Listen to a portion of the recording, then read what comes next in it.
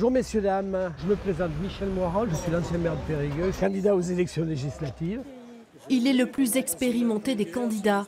Michel Moiran, socialiste, a choisi de faire son grand retour dans un contexte politique inédit. Ah, c'est le moins que l'on puisse dire, oui.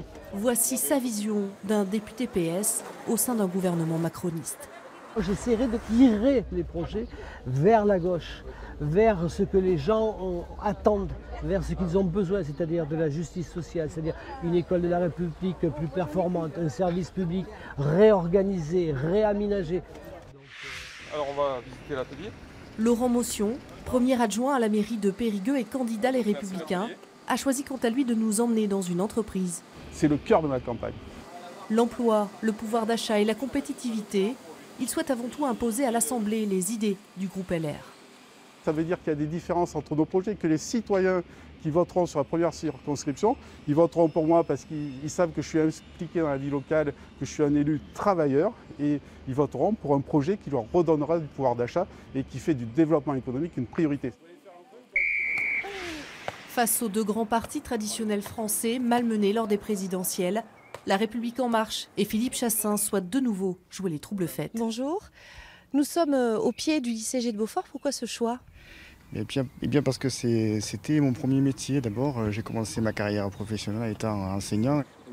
Candidat de la société civile, il veut avant tout souffler un vent de fraîcheur sur la politique française. Mais je crois qu'en fait, c'est la demande de la société. Si on a mis Emmanuel Macron avec ce projet de renouvellement et justement de faire un consensus plus large, c'est une demande des citoyens. Rendez-vous à la gare de Périgueux pour la France Insoumise. Pour nous, c'est assez symbolique, c'est-à-dire partir sur l'aspect écologique pour pouvoir développer tout un programme économique, social. Hélène Reiss, sa candidate, compte bien capitaliser les 25% de voix obtenues lors du premier tour de la présidentielle sur sa circonscription. Aujourd'hui, le président Macron, c'est un peu du PS, un peu des Républicains, beaucoup du centre. Voilà, il me semble que la force de gauche qui est là pour s'opposer, ça reste la France Insoumise. Marie-Catherine Hallyday, candidate du Front National, nous attend quant à elle devant la Maison de l'Emploi.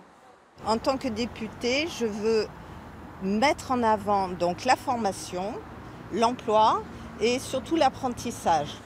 Pour cette gérante de société, le Front National reste le seul parti dans l'opposition aujourd'hui. Je pense qu'il faut un garde-fou. On reprend les anciens, les nouveaux, des gens qui arrivent dans je sais où. Moi, ça m'inquiète. Avec ces autres candidats qui ont déposé également leur nom aux préfectures, les jeux sont ouverts sur cette première circonscription de la Dordogne.